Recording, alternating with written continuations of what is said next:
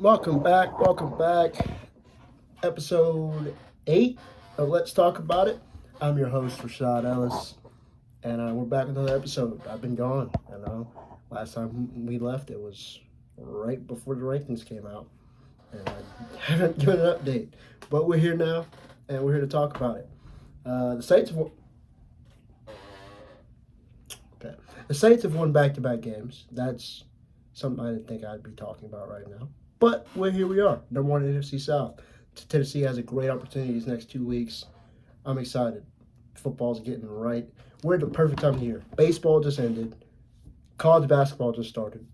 NFL is mid-season point. College football is in its crunch time. What more can you ask for? What are y'all doing, bro? Jeez, Louise. What more can you ask for, right? With all that being said, let's dive into these rankings. Right now, Tennessee is number 13, taking on number 14, Missouri. This coming Saturday on the road. It'll be 3:30 game, which I'm kind of glad it's not a night game. We don't play good on the road as it is, so if it's a night game, I'd chalk it up as an L, honestly. Even though we beat Kentucky on the road at night, you never know. Especially with a good football team like Missouri. I think Tennessee's got a shot. Hey! Anywho, I think I watched the Missouri-Georgia game. Missouri was in that game for 3 quarters. Wow, that was wild. I'm gonna ignore that. Regardless, Missouri was in that game for 3 quarters. Fourth quarter went to bed. They did not show up the fourth quarter. I don't know what happened, but they could not move the ball. And when they did, they turned it over. So they threw a pick with like 6 minutes left. And the ball was in Georgia territory. So Missouri could have won that game easily. They let it slip out of their hands. So they're going to come to this game a little bit more aggressive, more prepared for that type of environment. Even though they're at home, a good football team like Tennessee, Missouri doesn't have a big home crowd. Their stadium's not big at all. I don't expect it to be a difficult place to go into and win, but it's a very good football team. We saw LSU go head-to-head with them. LSU got down by 18, I think, to Missouri, and they ended up coming out on top. It's going to be a back-and-forth game. It's just like the Georgia game, but it's going to come down to that fourth quarter. If Joe Milton can continue what he's doing right now, last 3 games, he has not turned the ball over. He's been efficient. He's been great. That's what, Bama game, Kentucky game, UConn game. He has been lights out. Couldn't ask for any more. Granted, that's not much competition, but you take what you're getting, right? You accept it, you embrace it. He's doing well. If he can keep, and that's all you need. That's how Carson Beck, that's all good quarterbacks are. You get reps in, right? That's why playing good against bad, lower opponents is good, because you can build on that and then take that into a game like in Alabama or Georgia or just a tough SEC environment. And I think he's going to be able to do that. I think Joe Milton's going to be the reason we win this game. Right? I think the defense is had shaky. Last week, not really. Last week, they're perfect. But, they've had their moments. Running the ball, I know we're going to be able to run the ball. But if we can't, I think Joe is going to be able to do enough. Right? I think our defense is going to make enough plays. And I think we're going to come out in this game. Much like Georgia game, it's going to come down to a turnover or two.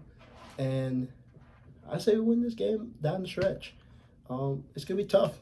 We're going to be down in this game. I think several times. But I think this team's got true momentum, and they're a little bit humbled after that Alabama loss. Very humbled. And, I think we turn the tables. Now to look ahead to Georgia, right? Let's look at the rankings real quick. Take a quick little look. Ohio State's still number 1. Georgia's number 2. Michigan 3. Florida State's 4. That has not changed, right? We got Washington number 5, Oregon 6, Texas still number 7. Nothing's changed outside of Ole Miss is in the top 10. Bama moved up to 8. Tennessee's 13, and you got Louisville at 11. Mizzou's 14. They went down. Not much, though. But the SEC East, for the moment, is wide open. The SEC right now is wide open. Let me tell you why. If you don't follow SEC football in general, or if you just not good at understanding how clinching divisions and conferences work, I'm going to break it down for you. Last year, LSU had 2 losses. Finished regular season with 2 losses. Bama also had 2 losses, right? Yes. I'm sorry. No, but if LSU finished the year with 3 losses, Bama had 2. Everybody's like, whoa, whoa, whoa. Even though LSU won the head-to-head, why is Bama out? Why did they not win the division? They should have won the West. They have lesser losses. That's not how that works. In SEC, in NFL, yes, wins are what matter. It doesn't matter your division or play or whatever. The wins matter, right? College, that's not head-to-head, and conference play matter. You can lose 1 game, or you can lose 2 games. One to head-to-head and another not like other conference game. But the team like LSU, who lost 3 regular season games last year, they won the West because they beat Alabama in conference play, and 2 of their 3 losses were not in the SEC. Lost to Florida State, and I can't remember who else we lost to. Lost somebody else. But they did have another loss to Texas A&M at the end of the year. Bama both losses were in the SEC, so that automatically they're out. So this year, for example, Georgia right now is undefeated, right? But they have a game with Ole Miss coming up. If Ole Miss wins that game, it opens the door wide open for Tennessee. It busts the door open because Tennessee plays Georgia the following weekend. And if Tennessee is able to come out on top at home against Georgia, then Georgia now has 2 SEC losses, including a head-to-head to Tennessee. Tennessee also has to beat Vanderbilt at the end of the year. And then we clinch the East. Now, if Georgia wins against Ole Miss, they clinch the East. It's over. Like, they clinch the East, they're in the SEC championship game. No matter what, because that's their last. Outside Tennessee, they have no other SEC games. There's no possible way for Missouri or LSU or Tennessee to overlap them, even if Tennessee wins the head-to-head. No possible way. So they win this game, they win the East. It's then settled. With that being said, we need Ole Miss to play their best. Lane Kiffin needs to bring his best, and he can't talk before this game because if anyone knows SC and Lane Kiffin, he likes to chirp his mouth. And if he gets himself in trouble, Kirby Smart will use that. And he will drill it. And he will drill them. So I don't want to hear Kirby Smart say a word. I don't want him to say anything. All right? With that being said, I don't think Ole Miss is going to win this game. It's going to be 3 quarters. They're going to be in the game. And then 4th quarter, they're going to make a mistake. And the game's going to be over. But I'm being optimistic because Tennessee also has a big game. We can't worry about Ole Miss. We got to worry about our game. Right? At the end of the day, I just want us to have a top 10, top 15 finish. That's all I care about at the end of the day, really. And I don't see us losing back-to-back games to end the year. I can't see that. So, with all that being said, if Tennessee is able to knock off Missouri on the road, Ole Miss is able to knock off Georgia on the road, and then Tennessee is able to beat Georgia in Neyland, and we make it to the SEC championship game by miracle, essentially, we would have to play Bama again because they've already clinched their ticket to the SEC championship game. We could play Bama again. I think we like our chances. We win a neutral site. I think we win it. Close game. Comes down to the last possession. We knock them off. With that, and even if all that happens in a different alternate universe, can we still make the playoff? I don't see it. I don't see how, just because that means we have to leap a 1-loss Ole Miss team. And because in order for us to win the SEC, Ole Miss would have to beat Georgia. And I just don't see that happening for the playoff committee to put in a 2-loss Tennessee over a 1-loss Ole Miss. Unless Ole Miss somehow drops a game after Georgia, which I don't know who they play, which I'll look it up real quick. Ole Miss football. They have Georgia, Louisiana Monroe, Mississippi State. So if they beat Georgia, I don't know where they're going to lose. I mean, Mississippi State, maybe. It's unlikely. I mean, Mississippi State has won 1, 2, 3, 4, 5. They've won 5 games, I think. Let's see. No, Mississippi State has won 4 games. So, not really sure if that's going to happen. If it does, it'd be pretty cool. Pretty sick, if you ask me. 'Cause that means then that Tennessee could get in. It's a 2-loss team. And that'd be crazy. So, with all that being said, I don't see Ole Miss. If they beat Georgia, I don't see them losing any other game. So, I also don't see the committee putting in a 2-loss SEC. If that happens, they're not putting in an SEC team because that means every team in the SEC would have 2 losses. Now, the only way I can also see it happen is if maybe I don't see a possibility, but I do see a top 6, top 7 finish if we're able to knock off, Georgia and win the SEC turntables.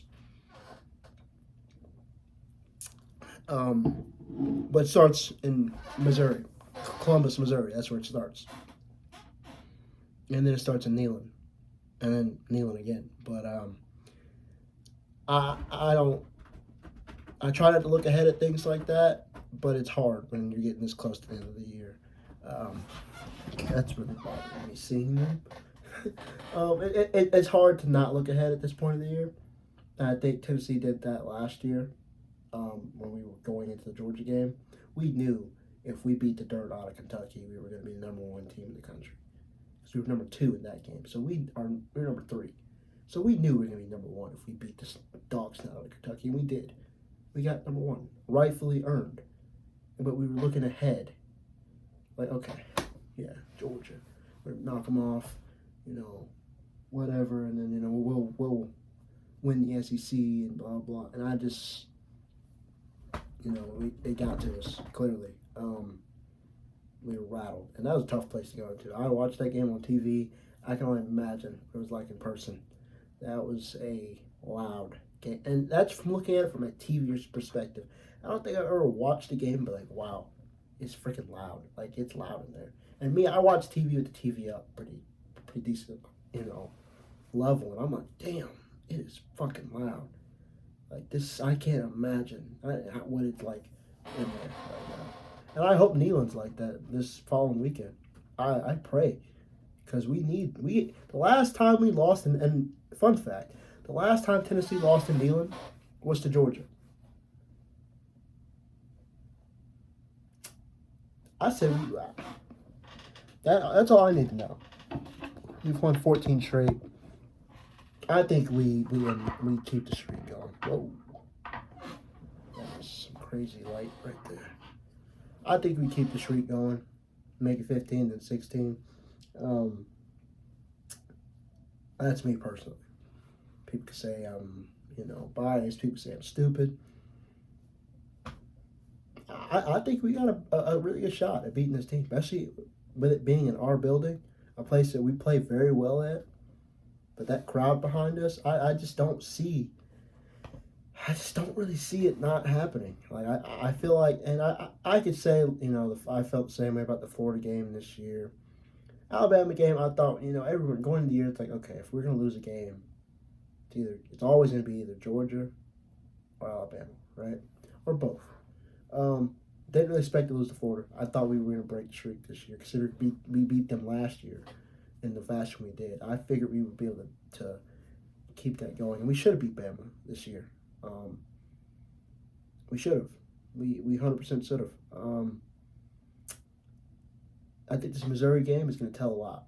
If we're able to go out in this Missouri game, handle business, I will be more confident. I'm definitely like flatline. It's like, it's Tennessee. But if we go out and we have a good game against Missouri, I think we got a better shot than anybody. And it's kind of good that they lost to Georgia the way they did. Because in college football or any sport, when you catch a team off of a deflating loss, the chances of you beating them because they're just deflated, it's like, damn. Especially a team like Georgia, going to their place and having a chance to beat them, and you get in your own way of that, you're going to be a little bit deflated down. And now, granted, they probably expect everyone to think that they're going to be coming out flat. They're going to probably come out and put up 445 on us. But we have to be able to control that and be like, look, they're going to come out hot. They're going to come out, pissed off. We've got to. Their 2 losses have been in their own way. The LSU game, I watched that game. Jane Daniels is amazing, but they got in their own way late. They were up big in that game, early too. Georgia game, 4th quarter, you're down by 3. Can't close it out. So it's gonna be a really interesting game. I'm excited. I'm ready for it. I was supposed to be there, but work is in the way. Trying to maybe sneak the Georgia game. Probably won't happen. Probably won't be able to watch it at my own home. I'll probably be at work watching it. So, yeah. Worst case scenario, I get a bowl game this year. I may only go to any Tennessee games. It sucks. But with all that being said, I believe Tennessee will finish this year in the top 15. Win or loss at Georgia against Georgia. That's all I care about. Top 15 finish going to next year. Maybe we start off around that same hovering, maybe top 10. That's perfect for me. I mean, that's expectations are met. It's like, okay. I chalked it up and maybe we'd have 3-4 losses this year. I didn't expect Missouri to be good, so I chalked them up as a W because considering we put 60 on them 2 years in a row. Florida game is always 50-50, especially the fact that we haven't won in Florida in my lifetime of existence. So I definitely was like, I expect us to win, but I wouldn't be surprised if we did. A&M game was a little bit suspect. I kind of thought we'd beat Bama for the 2nd year in a row, but again, it is Nick Saban, kind of hard to do. And, of course, Georgia. So those are our 4 losses. I kind of was like looking at 4 games we could drop. So far, I'm 1-2. Or 2-1 on that, if you can say. Because we lost to Florida, lost to Bama, beat A&M. But it's a close game. But enough about Tennessee. Let's switch to just college football in general. I don't agree with the rankings. Despite all the scandal that's going on with Michigan, they rightfully deserve the number 1 spot in college football. 100%. They have been dominant on every aspect of a football field. They deserve to be number 1. That's just for starters. I don't care about who they played. Georgia hasn't played anybody else. They've played, their little spurts of teams here, but Georgia has beaten opponents the way Michigan's been beating people, and Michigan deserves the number 1 spot. And the college football committee, everyone asks, like, hey, is it because of the scandals why you didn't put them number 1? They said, it has nothing to do with us. We care about the football field and what you're doing on the field and what's going on, and we believe that they're the 3rd best team given their schedule. Now that's going to change this week as they play Penn State. I think they play Penn State this weekend. So that's going to be their test. If they beat the dog crap out of Penn State, they deserve to be number 1. I don't care what Ohio State does. I don't care who they play. I don't care what Georgia does against Ole Miss. Michigan, if they go and beat the dog crap out of Penn State, they deserve the number 1 spot. Hands down. And that's just me. All right? If it was my rankings, it'd be Michigan, Georgia, Florida State, Ohio State. The only reason I'm putting Ohio State at 4 is because they struggle with a lot of teams they shouldn't be struggling with. They struggle through most of their games, right? Those other 3 teams, they walk through their opponents who they need to be walking through. Ohio State takes a while to get going, and that's the only reason I put them at 4. All right, they're still in the playoff. They're still a good team. Marvin Harrison is my favorite college football player to watch. I love that kid. He's going to be a sensational talent in the NFL. But I don't see them as the number 1 team in the country. I just don't see it. Doesn't make sense. And they're going to lose a game before the Michigan game. I think they're going to lose before they play Michigan. I don't know who they're going to lose to. Let's look at their schedule. But I just, I don't know, man. I just don't see them. They got Michigan State coming this following week. And Michigan State, we all know, is 3-6. They got Minnesota, who is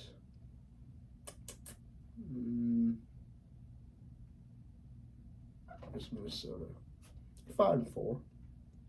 They're not. I mean, college football, it's pretty mid. And they have Ohio State, or they have Michigan. I can see them now. Both those games are at home, so they probably get down. What are you doing? They probably won't lose either one of those games, but I wouldn't be surprised if they did. I'd like for them to lose that game before the Michigan game, just so I can be proven wrong. But I also love for Michigan to beat the crap out of them for 3 straight years. If this is the year Michigan, this is the most Michigan thing ever, right? They're the backseat kids the last 3-4 years. They've been the second place team for as long as I can remember at this point. For the last, 3 or 4, 5, 6 years, right? This would be the most Michigan thing ever, for them to win the national championship and then get taken away because of scandal. I think that is probably what's going to happen. I think if anyone's just going to win the national championship this year, it's going to be Michigan. Now that's only if the Big Ten decides to actually do something. If they don't do anything before the playoffs, which a lot of people are calling for them to their punishment to be not able to play in the playoff, which is a fair punishment. With that being said, a lot of people, I know there's video evidence, but there's video evidence of a lot of things. Like if you're in a court case for murdering somebody and they have you on video killing this person, right? You're innocent till proven guilty, right? Because the video can show one thing, but it could be a whole different thing, and you can be proven innocent, right? Let's say dude was trying to hurt you, but that's off camera, but there's other ways for them to figure that out. And then you do what you do, and then the camera footage is void because it's like, okay, we saw you do it, but why'd you do it? Oh, okay, he tried to beat you up, or so he jumped you, and he tried to kill you with a baseball bat. Okay, it's void, right? Now, granted, with this, Michigan doesn't have an excuse like that. But I just don't believe sign stealing in college football is so overrated of an offense. I know it's against the rules. I know. But it's bullshit, all right? High school. In high school football, they have mics in the quarterback's helmets that, just like NFL, XFL, CFL, every other league for football has a mic in the helmet for the quarterback, so you don't need to use signs and shit. College football is like, no, we're going to stick to signs. And that's the problem, I think. It's you got guys standing on the sideline with cardboard signs with Katy Perry's face on it. What did you expect was going to happen? I mean, come on. I mean, granted, yeah, they're going to the games, they're scouting, and pretty much trying to figure out signs. It's illegal, but it's not like it's baseball where that shit can't fly. That is a cardinal sin in baseball. In basketball, that's like somebody being on the sideline listening to plays and telling you to play. Because in basketball, it is a legitimate competitive advantage. If I know what this guy's going to cut across and do this and that, we just cut it all off, right? In baseball, if I know you're throwing a curveball,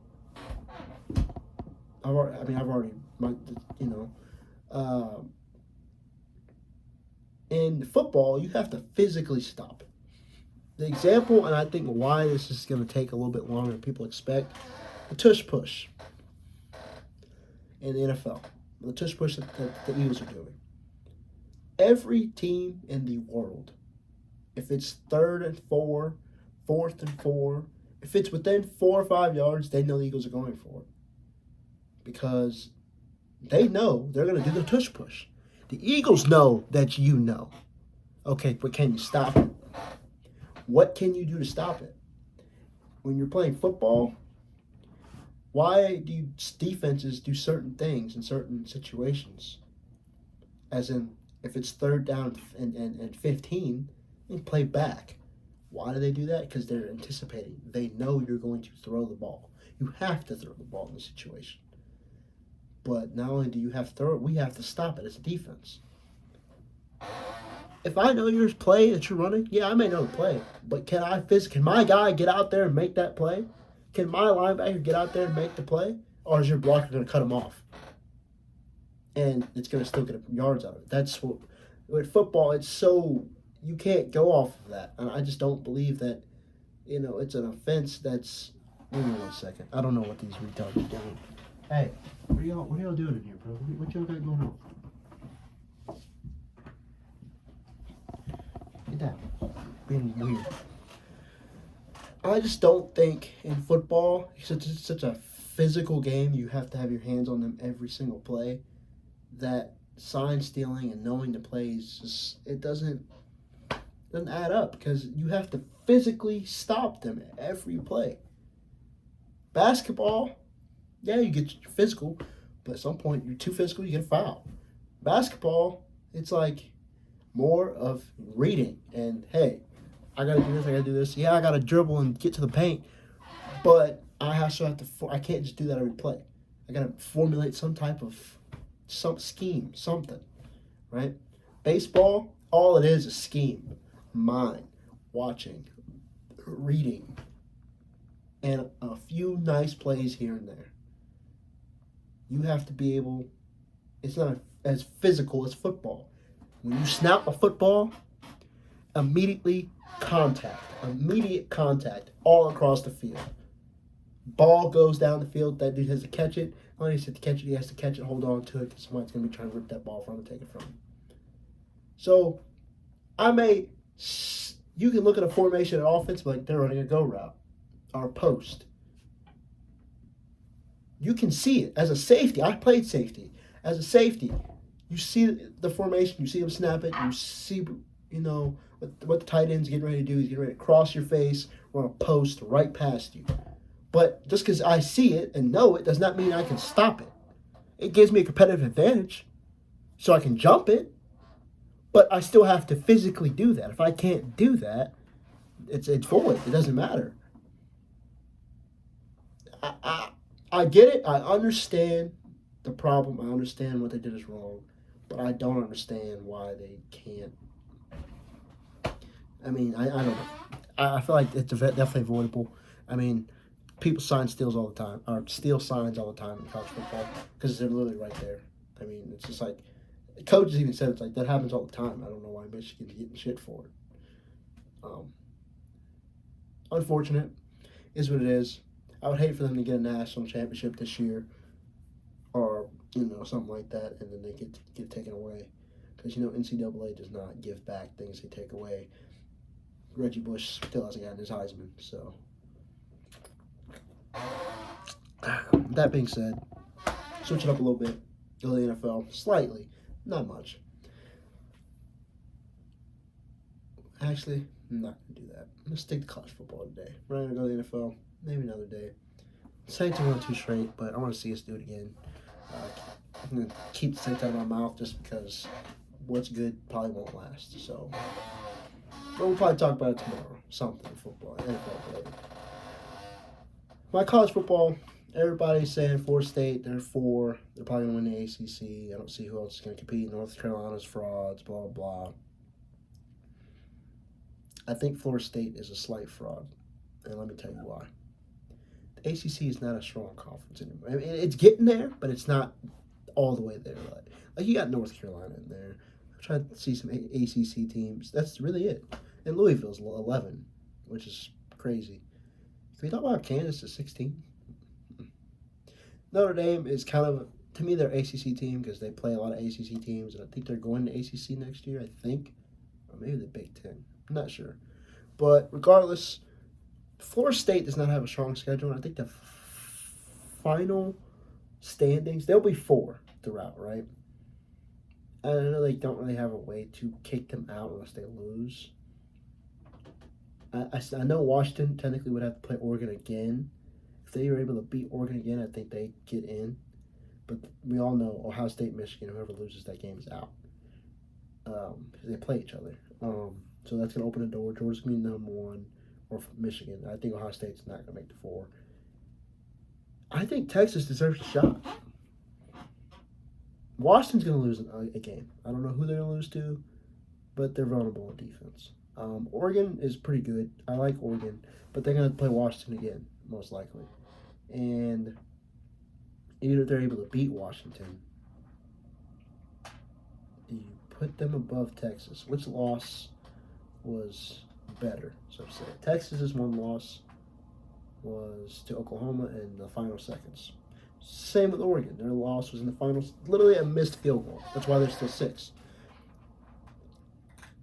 I think Oregon goes above Texas. I love Texas, but I think they're going to be looking at the outside this year, sadly. I love the way they've been playing this year. This is the best year, and no one's talking about it. No, Texas to me has felt like the Cowboys of.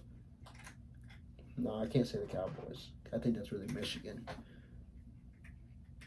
But Texas, in a way, is like the Cowboys of college football. Because every year everybody's like, oh, Texas is back. Texas is back, boys. And then they do nothing, right?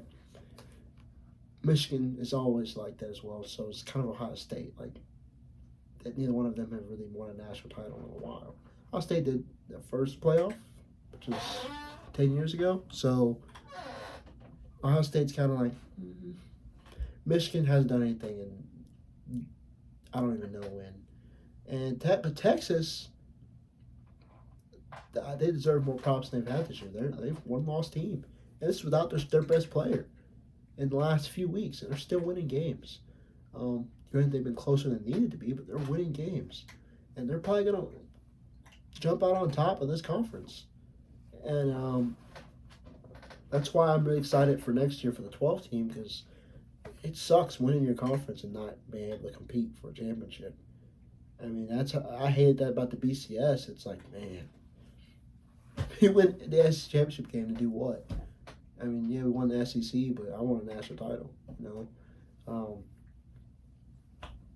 The 4 team, I hated it at first. I thought it was stupid because I knew they would get the 4 teams wrong every year. And they were rough to beat in. The first 3 or 4 years was awful. Like, they were getting the wrong teams in there. Even last year, TCU, really? They lost their conference game and you still put them in there? I know Tennessee, technically it was written for Tennessee to get in if they were to win out. And we kind of fucked it up for everybody. They're like, shit, I think we have to put TCU in because who else is going to go above them other than Tennessee? And Tennessee sucks against South Carolina. So, yeah. With that being said,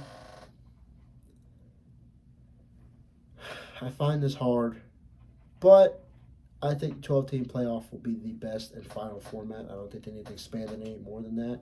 Granted, because they're condensing there's not that many conferences anymore. Sooner or later, it won't be individual conferences. In 10 more years, I guarantee you it's going to be just like the NFL. You'll have 2 big conferences. You'll have 2 major conferences.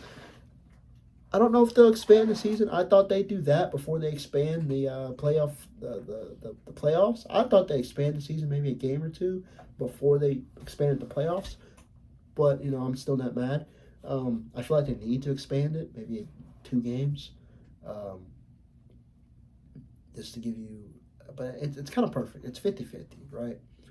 That being said, in 10 years from now, maybe even less, it'll be just like the NFL. You'll have one giant Supreme Conference after the other giant Supreme Conference. You'll have the SEC or whatever, the East and the West or whatever you want to call it.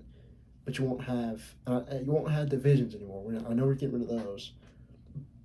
But you'll have groups. Kind of like the NBA tournament. You have Group A, B, C, and it's based different every year.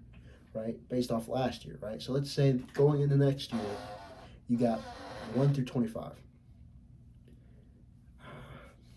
You got your 25, and you group them up. You have your 1 And however you group them, you have your number 1 and your 5, and your groups change based off of how you do throughout the year, or maybe.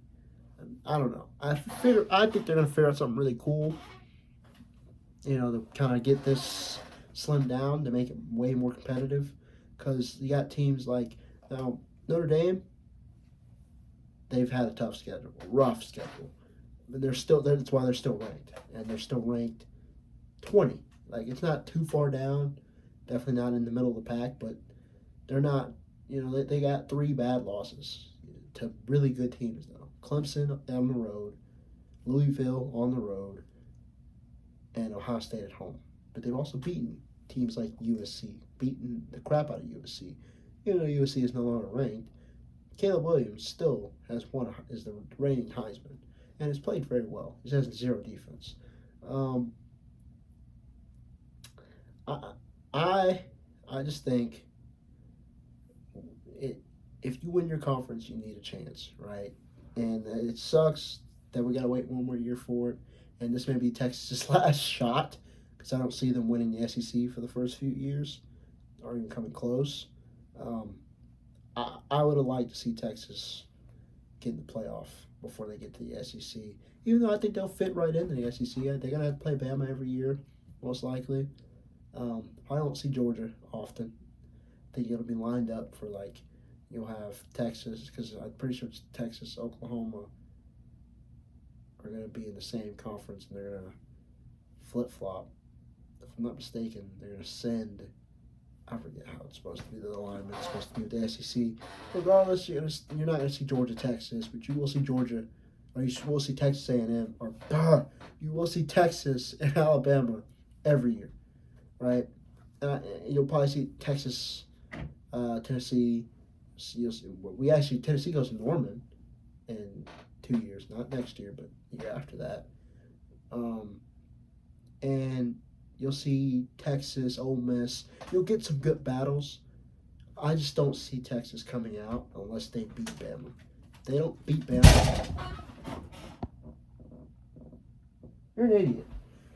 If they don't beat Bama, I don't see them coming out of their respective side, make the SEC championship game. Same with Oklahoma. I think this is the end of their good tender. I think they're going to be the next Arkansas.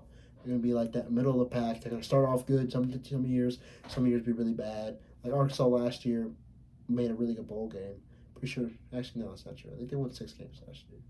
I don't know. Arkansas's always been that team. It's got potential, but they're not really good. They're not going to compete for anything. I think Oklahoma's going to be that, because they're not really very good anymore. I saw it a few years ago. I was like, they're slowly digressing, especially defensively. And they just haven't found a quarterback either.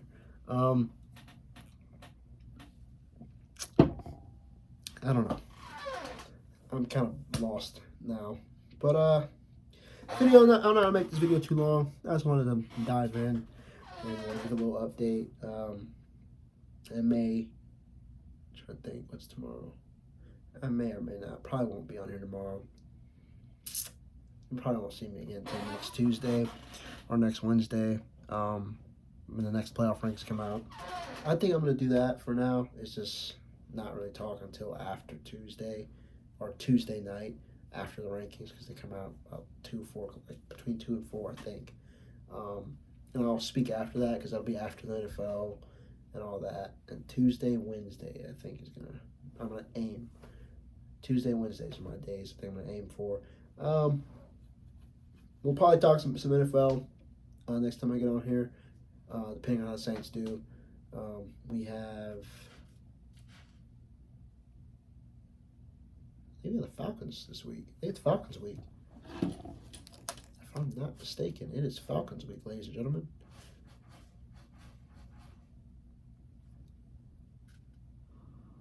Oh, it's Vikings week. Okay. So we'll probably go 6-4 here. Then it's Falcons week, and at the moment, if we go 6-4 and the Falcons lose and the Bucs lose again, I think the NFC South is wrapped up at that point. I don't see us losing multiple games throughout the rest of the year. So I think the NFC South will be wrapped up at that point. But you never know. But with all that being said, hope you guys enjoyed the video. I will see you when I see you. And this has been episode 8 of Let's Talk About It. Maybe episode 9. I lost track.